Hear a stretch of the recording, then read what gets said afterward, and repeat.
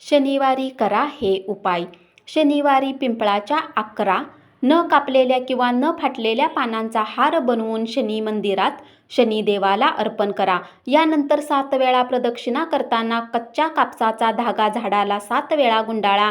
त्यानंतर ओम शनेश्चराय नम या मंत्राचा 108 वेळा जप करा.